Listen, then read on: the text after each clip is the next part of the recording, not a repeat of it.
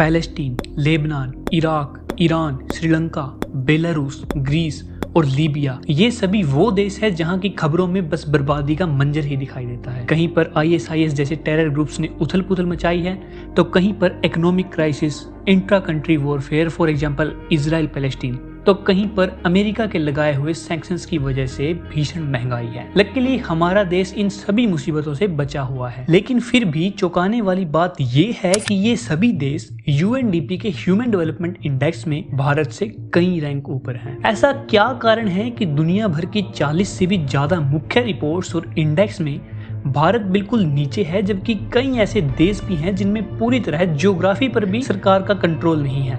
मतलब ये failed state होते हुए भी ह्यूमन डेवलपमेंट में भारत से अच्छे रैंक पर है। बहुत से लोगों के मुताबिक यह वेस्टर्न कंट्रीज की चाल है जिसमें भारत की छवि को नेगेटिवली पोर्ट्रेट किया गया है, लेकिन ये सच अधूरा है। पूरा सच और भी ज्यादा चौंकाने वाला है। Talk about the UNDP report. India has dropped one more rank this year in the Human Development Index.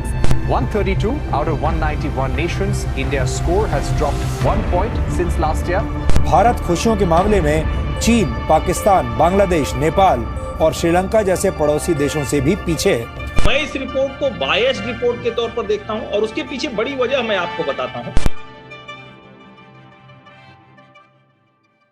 Human development index 2022 में 191 कंट्रीज में से भारत का रैंक 132वां रहा। ये इंडेक्स किसी देश की पावर, वेल्थ या फिर मिलिट्रीज की स्ट्रेंथ कंपेयर नहीं करता, बल्कि इसका फोकस रहता है देश के लोगों के विकास पर। और इसीलिए इसमें अमेरिका, रूस और चीन की बजाय नॉर्वे, स्वीडन और डेनमार्क जैसी कंट्रीज ही टॉप स्पॉट्स पर रहती हैं। HDI को 3 हिस्सों में मेजर किया जाता है।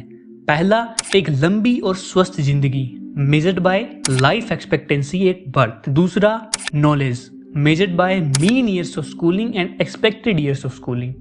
तीसरा, standard of living measured by gross national income per capita. HDI की इंपॉर्टेंस ये है कि यह सरकारों को मजबूर करता है पावर और इकोनॉमिक रिवलरीज की बजाय ह्यूमन डेवलपमेंट पर फोकस करने पर, और सभी रिपोर्ट्स सरकार के लिए आईने का काम करती हैं। लेकिन इस आईने की रियलिटी और इल्यूजन का पता कैसे लगाएं, क्योंकि दोनों का ही अपने आप में मजबूत आधार है।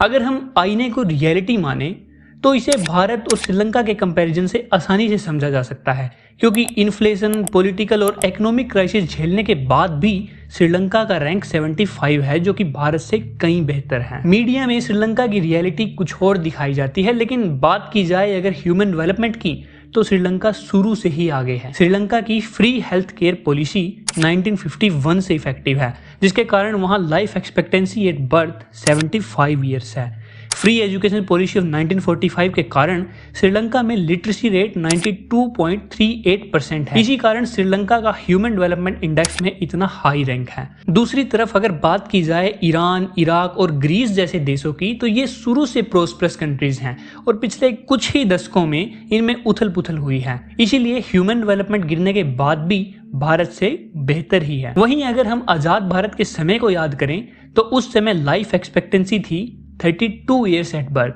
और लिटरेसी रेट 12% और GNI पर कैपिटा भी 249 रुपए, जो कि अब लगभग 90,000 रुपए है। यहाँ तक कि उस समय भारत की पूरी जनसंख्या को खिलाने तक के लिए अनाज नहीं था। इसलिए भारत का यह रैंक यकीनन है।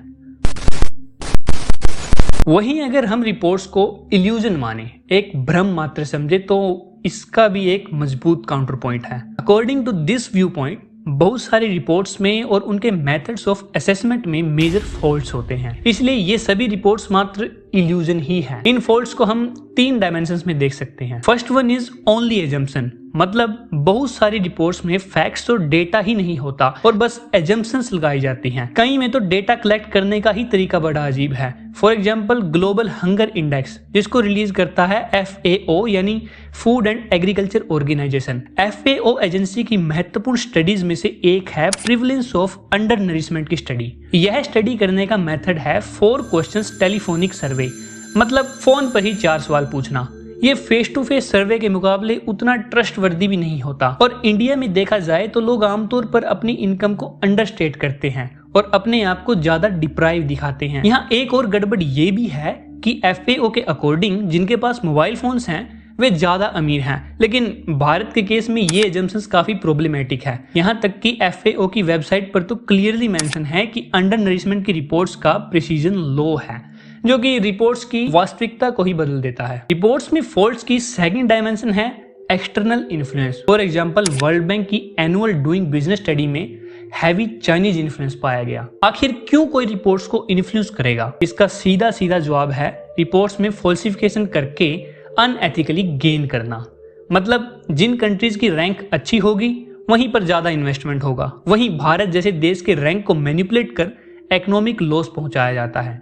इसलिए इन रिपोर्ट्स का मेथड ही नहीं बल्कि पर्पस भी फॉल्टी है। इसकी थर्ड डायमेंशन है self evident truth. For example 2021 का प्रेस फ्रीडम इंडेक्स, जिसमें भारत का रैंक 142 था, जिसमें 26 जनवरी के दौरान होने वाली हिंसा में आरोपियों के ट्विटर अकाउंट भी सस्पेंड नहीं किए गए। वहीं अमेरिका 44वें, बोत्सवाना 38वें, बुर्किना फासो 37वें स्थान पर था, जहां के प्रेसिडेंट तक के सोशल मीडिया अकाउंट को सस्पेंड कर दिया गया। आयरनी यहां तक है कि जिस कुवैत देश में ब्लॉगर बनने के लिए भी गवर्नमेंट लाइसेंस चाहिए, वो भी इंडिया से 37 पोजीशंस ऊपर है। और इससे बड़ी हिपोक्रेसी क्या होगी कि जिस हांगकांग के चाइना ने ह्यूमन राइट्स भी सस्पेंड कर दिए, उसका ह्यूमन फ्रीडम इंडेक्स 2020 में 3rd रैंक है, वहीं भारत का 111वां। But in the end question is Why we are so obsessed with these reports? क्यों हर रिपोर्ट्स के आते ही गवर्नमेंट को स्टेटमेंट रिलीज करनी पड़ती है? इसके पीछे एक बड़ा कारण है कॉलोनियल माइंडसेट ऑफ इंडियंस। हम अभी भी दूसरी कंट्रीज में बैठे लोगों के अप्रूवल लेने में लगे हुए हैं। इन सभी रिपोर्ट्स को पॉजिटिव क्रिटिसिज्म के तौर पर लेना चाहिए, लेकिन